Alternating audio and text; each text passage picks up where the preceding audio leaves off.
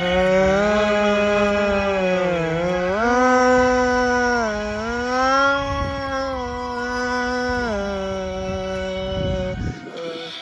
night in our dreams, I see you tonight.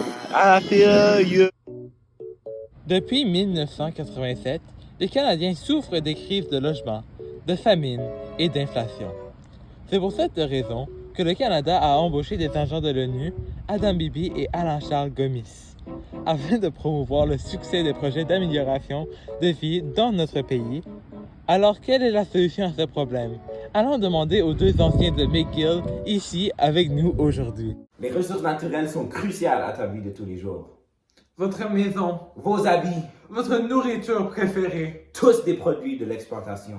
Comment pouvons-nous cesser de couper de bois alors que 57% des Ontariens ne peuvent même pas acheter une maison dans leur ville? Et comment pouvons-nous diminuer la taille des terres agricoles alors que les familles de 4 ont dépensé 15 500 $ sur la nourriture en 2023 en moyenne? Absurde! Voici Christelle Gisèle. Depuis que je suis enceinte, je ne suis pas capable de trouver une maison abordable. La crise de logement me bouleverse. Tout simplement, il n'y a pas assez de maisons et la compétition pour ces logements est trop vigoureuse. Les 4 enfants de Christelle ne connaissent pas leur père. Elle habite dans un foyer de sans-abri à Vancouver, où le prix moyen d'une maison est de 1,2 million de dollars canadiens.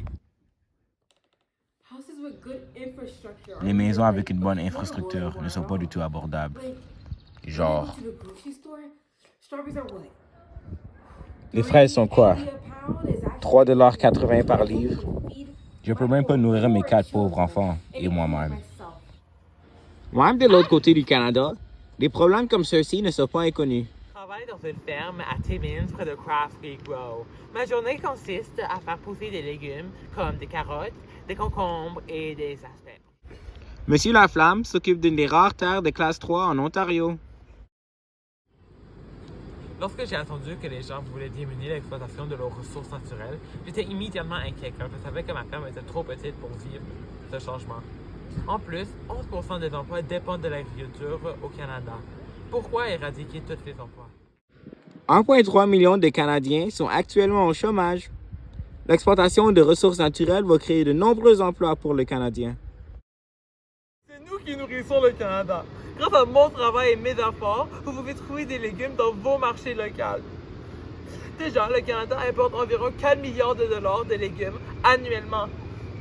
En plus que ma ferme fonctionne toute l'année et produit et crée la polyculture dans un pays avec une longue période de gel.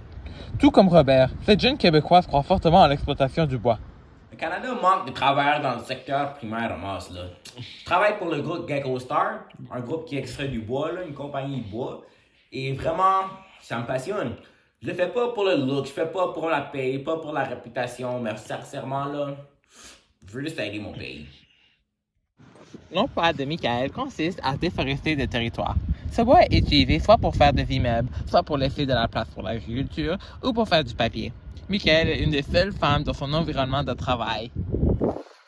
C'est pas évident d'avoir des journées de 10 à 12 heures, car personne d'autre veut couper le bois. Je trouve qu'on fait ce qui est le mieux pour le Québécois. D'ailleurs, beaucoup me disent que je pollue, mais non. Pour chaque arbre coupé, on en plante une autour de l'endroit. Je veux dire, on fait pas de coupe à blanc, right? On fait de la coupe spécialisée, de la coupe en rang, hein?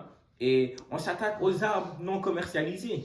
Dites-moi, il y a quoi de absurde que je fais en extrayant le bois? Votre aide est nécessaire. Et comme le dirait M. Bibi, ce n'est pas des maths. On doit prendre avantage de nos ressources naturelles pour le mieux de notre pays. Elles sont là pour une raison et on ne peut pas négliger l'exploitation.